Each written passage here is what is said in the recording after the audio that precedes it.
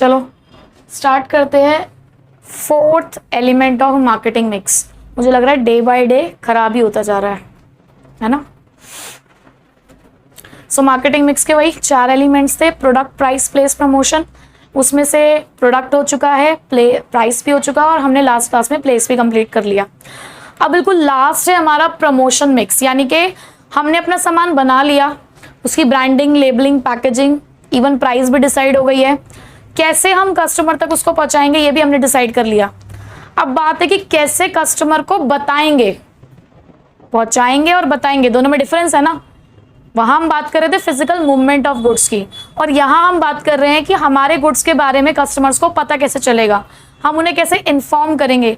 तो promotion mix information के बारे में है कि किस तरीके से कस्टमर्स को इन्फ्लुएंस किया जाएगा, किस तरीके से कस्टमर को परसुएट किया जाएगा, कन्विंस किया जाएगा, इन्फॉर्म किया जाएगा कि हमने कोई एक प्रोडक्ट मार्केट में उतारा है। ठीक है। So promotion mix refers to the combination of promotional tools used by the organization to achieve its communication objectives। देखो मैं ये भी कहूंगी कि जो प्रमोशन मिक्स के जो एलिमेंट्स है ना, वो एक तरीके से हमारे कम्युनिकेशन टूल्स भी हैं, क्योंकि प्रमोशन की स्टेज पर आकर ही हम कम्युनिकेशन की स्टेज पर आते हैं। अब तक हम क्या कर रहे थे, सब अपना काम कर रहे थे, अब तक हमने कस्टमर से बातचीत शुरू नहीं की थी। यहीं पर हमारे पास कुछ ऐसे एलिमेंट्स हमें मिलते हैं जिसकी हेल्प से हम अपने कस्टमर से बातचीत करना शुरू करेंगे। हम उन्हें बताएंगे कि हमने एक प्रोडक्ट मार्केट में उतारा है जिसको हम चाहते हैं कि वो लोग खरीदें। तो ये हमारे कम्युनिकेशन टूल्स भी हैं एक तरीके से। तो प्रमोशन मिक्स हमें ये बताता है कि हमारे कुछ कम्युनिकेशन ऑब्जेक्टिव्स हैं, तो उन कम्युनिकेशन ऑब्जेक्टिव्स को हम अपने प्रमोशनल टूल्स की हेल्प से अचीव कर पाते हैं। अब हमारे पास ये प्रमोशनल टूल है कौन कौन से, ये हमारे एप्स। प्रमोशनल टूल्स कौन से वाले हैं, एप्स, जहां पर A stands for advertising, P stands for personal selling, again there is a P which stands for the public relation, और S stands for the sales promotion. ठीक है, क्या क्या है हमारे पास, advertising, personal selling, public relation और sales promotion. हमारे पास ना एक और एलिमेंट है पब्लिसिटी, जो आपके कोर्स में नहीं है, बट ये जो पब्लिक रिलेशन है ना, ये उस पब्लिसिटी को इन्वॉल्व करता है। जो पब्लिसिटी है वो इसी के अंदर आ जाती है। तो अगर कभी आपको ये वर्ड पब्लिसिटी देखने को मिले तो आप कंफ्यूज मत होना कि ये क्या चीज है। Public relation is a combination of publicity plus public relation. ठीक है, चलिए अब हम स्टार्ट करते हैं सबसे पहले एडवर्टाइजिंग से। क्या एडवर्टाइजिंग वर्ड आपके लिए नया है, क्या होती है एडवर्टाइजमेंट? मीन्स ऑफ एडवर्टाइजमेंट बताओ। TV, hoardings, pamphlets, magazines, internet, है ना, बहुत सारे मीडियम्स हैं एडवर्टाइजिंग के। हाँ, तो एडवर्टाइजमेंट के अंदर जैसे आप टेलीविजन पे एडवर्टाइजमेंट देख रहे हो, आप टीवी पे एडवर्टाइजमेंट देख रहे हो, कोई पर्सनल कांटेक्ट है क्या? नहीं। वही चीज अगर कोई आपके घर पे सामान बेचने के लिए आया है तो वहां पर एक पर्सनल कांटेक्ट है या नहीं है? तो एडवर्टाइजमेंट में कोई पर्सनल कांटेक्ट नहीं होता, face to face dialogues exchange नहीं हो रहे हैं। एक कॉमन मैसेज है जो टेलीविजन पे चल रहा है, मैगजीन्स में लिखा हुआ है, इंटरनेट पे हम देख रहे हैं, होर्डिंग्स लगी हुई हैं, न्यूज़पेपर में है, एक कॉमन चीज है, एक स्टैंडर्डाइज मैसेज है जो सबके पास सेम जा रहा है। जो एडवर्टाइजमेंट मेरे घर पे आती होगी वही आपके घरों पे भी जा रही होगी। जो न्यूज़पेपर में मैंने एडवर्टाइजमेंट अगर देखी है सेम वही एडवर्टाइजमेंट आप लोगों के यहाँ पर भी आ रही होगी, कॉमन है। तो that means it is impersonal, ये एक इम्पर्सनल है, यहाँ पर कोई पर्सनल टच नहीं है। तो देखो एडवर्टाइजिंग की डेफिनेशन भी यही कहती है, it is an impersonal form of communication. यहाँ पर आप बातचीत तो करते हो लेकिन कोई पर्सनल टच नहीं है। दूसरा, जब आप इस एडवर्टाइजमेंट को देखते हो आपको पता होता है वो एडवर्टाइजमेंट कौन कर रहा है, मतलब सोर्स क्या है, सोर्स ऑफ ओरिजिन पता होता है या नहीं होता है? पता तो होता है। अगर आप हल्दीराम्स के चिप्स की ऐड देख रहे हो तो आपको पता है ना कि कौन है एडवर्टाइजमेंट कराने वाला, मार्केटर कौन है, उसका कौन मार्केटर है ये तो पता है ना। आप देख रहे हो किस मार्कर की अगर ऐड आ रही है, एडवर्टाइजमेंट आ रही है टेलीविजन पे, न्यूज़पेपर में, कहीं भी, आपको पता है ना कौन है कराने वाले। दैट मीन्स जो मार्केटर्स हैं हम उनको जानते हैं। और क्या वो फ्री में करा रहे हैं उस काम को? पैसे चार्ज होते होंगे ना। आप जो एडवर्टाइजमेंट कराओ, चाहे कहीं पर भी एडवर्टाइजमेंट कराओ, हर एडवर्टाइजमेंट के पैसे लगते हैं। तो जो पैसा है वो मार्केटर पे करता है। क्यों पे कर रहा है वो सब कुछ? क्योंकि उसे अपने गुड्स और सर्विसेज को प्रमोट करना है, क्योंकि वो चाहता है। देखो अपने आप को फेमस करने के बहुत सारे तरीके हैं, अपने प्रोडक्ट को फेमस करने के बहुत सारे तरीके हैं, जिससे मुझे पैसा भी नहीं देना पड़ेगा। मैंने एक अफवाह उड़ा दी कि मैंने एक ऐसी कार बनाई है जो पानी से चलती है। This is called publicity. Publicity positive भी होती है, नेगेटिव भी होती है। यहां तो मुझे पैसे देने ही नहीं पड़े, एक र्यूमर की तरह, एक अफवाह की तरह आप किसी चीज को उड़ा दो, उसमें आपको पैसे भी नहीं देने पड़ेंगे और कोई पता भी नहीं लगा पाएगा कि ये निकली कहां से है न्यूज। लेकिन एडवर्टाइजमेंट में ऐसा नहीं होता। एडवर्टाइजमेंट में आप पैसे भी भर रहे हो और पैसा भर कौन रहा है इसको भी हम जानते हैं। आइडेंटिफाइड होता है वो पर्सन जो पैसा लगा रहा है उस एडवर्टाइजमेंट में। बस ये मीन्स ऑफ कम्युनिकेशन कैसा है, इम्पर्सनल है। ठीक है, अब इसके फीचर्स क्या है, इसकी डेफिनेशन में इसके फीचर्स थे, जैसे कि पहला है पेड फॉर्म। पेड फॉर्म मतलब, पेड फॉर्म यानी कि जो स्पॉन्सर है, स्पॉन्सर कौन होता है, जो पैसा लगाता है ना। तो जो स्पॉन्सर है उसको कॉस्ट बियर करनी पड़ती है। भाई जो भी एडवर्टाइजमेंट की जा रही है उसकी कॉस्ट उस स्पॉन्सर को बियर करनी पड़ेगी। आइडेंटिफाइड है लेकिन वो स्पॉन्सर हमारा, यानी कि हम जानते हैं उन इंडिविजुअल्स को जो एडवर्टाइजिंग के एफर्ट्स कर रहे हैं। नोन टू पर्संस होते हैं, हमें पता है कि वो लोग कौन है, यानी कि सोर्स ऑफ एडवर्टाइजमेंट क्या है वो हमें पता है। उसके बाद इम्पर्सनैलिटी है वही कि कोई फेस टू फेस कॉन्टेक्ट नहीं है प्रोस्पेक्ट्स और एडवर्टाइजर में। प्रोस्पेक्ट्स मतलब जो हमारे कस्टमर बन सकते हैं, जो हमारे पोटेंशियल कस्टमर्स होते हैं उन्हें बोलते हैं प्रोस्पेक्ट्स। तो एडवर्टाइजमेंट कराने वाला कौन है और जिनके लिए हम एडवर्टाइजमेंट करा रहे हैं उनके बीच में कोई फेस टू फेस कॉन्टेक्ट नहीं है। बस ठीक है कि एडवर्टाइजमेंट चल रही है, लिखी हुई है, वो हम देख रहे हैं।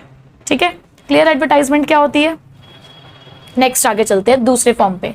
Next is your personal selling. Now what is personal selling. Personal selling क्या होता है,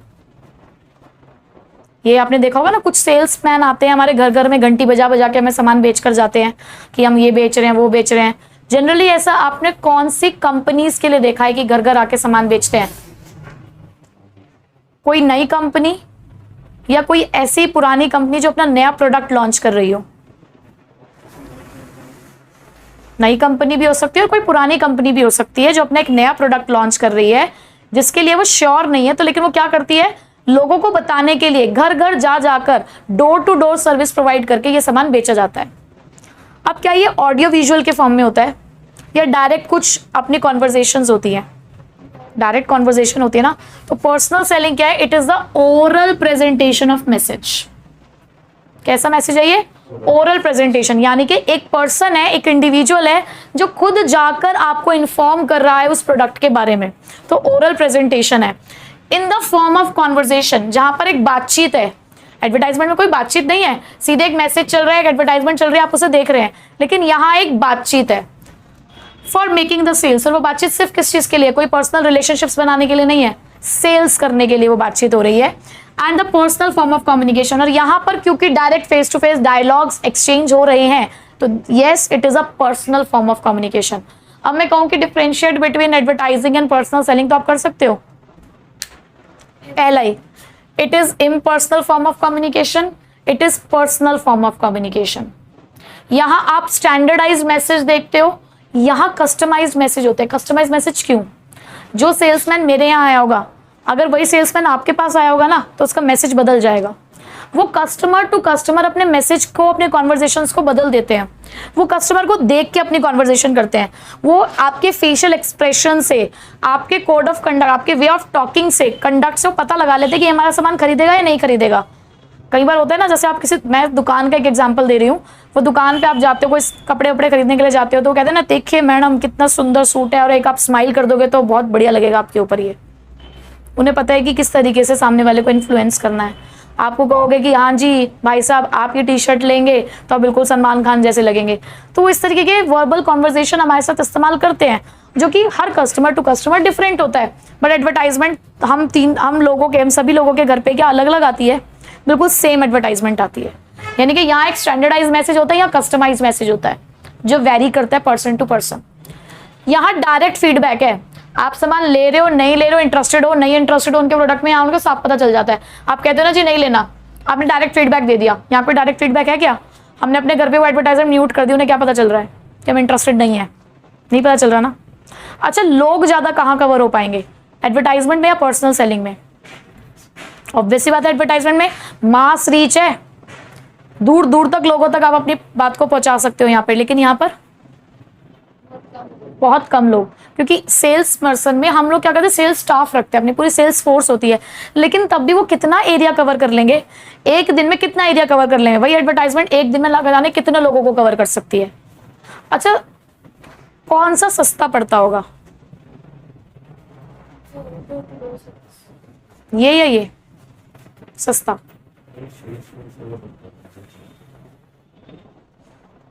एक एडवर्टाइजमेंट पूरे, सपोज करो अभी इंडिया की बात करो, पूरे इंडिया में एक एडवर्टाइजमेंट आई, उस पूरे इंडिया में एक एडवर्टाइजमेंट आने की वजह से हमारे पास बहुत अच्छी डिमांड आई, तो डिमांड आएगी ना, ऑब्वियसली बात है, इन्फ्लुएंस होंगे तो डिमांड आएगी, जिससे cost per unit of advertisement कम हो जाएगा ना। जितनी यूनिट बिकती चली जाएंगी उतनी कॉस्ट कम होती चली जाएगी। वहीं पे सेल्स फोर्स के अंदर क्योंकि रीच कम है तो डिमांड भी कम होगी, जिसकी वजह से ये कॉस्टली पड़ता है। पूरा सेल्स स्टाफ आपको यहाँ मेंटेन करना है, यहाँ पर इतना कुछ नहीं है। एक एडवर्टाइजमेंट करनी है और वो भी 4-5 साल तक आप एक ही एडवर्टाइजमेंट चलाते हो, यहाँ तो आपको बार बार अपना सेल्स स्टाफ रखना पड़ेगा, उसको सैलरी देनी पड़ेगी। तो कौन सा कॉस्टली है? पर्सनल सेलिंग, ये इकोनॉमिकल है। ठीक है, एक तरीके से हमने डिफरेंस भी पढ़ लिया है, एक बार फिर भी आप बुक में रीड कर लेना। नेक्स्ट फीचर्स क्या है इसके? वही पर्सनल फॉर्म है, direct face to face interaction हो रहा है, direct face to face dialogues exchange हो रहे हैं, एक इंटरैक्टिव रिलेशनशिप है। यहाँ पर क्या होता है ना कि इंप्रेशन जमाया जाता है सामने वाले के ऊपर। कई बार क्या होता है, हम सामान लेना भी नहीं चाहते, लेकिन हमारे सेल्समैन की क्वालिटी इतनी अच्छी होती है, वो इस तरीके से हमें इन्फ्लुएंस कर देता है, उसके बाद से हम इतना ज्यादा प्रभावित हो जाते हैं कि हम सामान ले लेते हैं कि चलो यार ठीक है हम ले ही लेते हैं।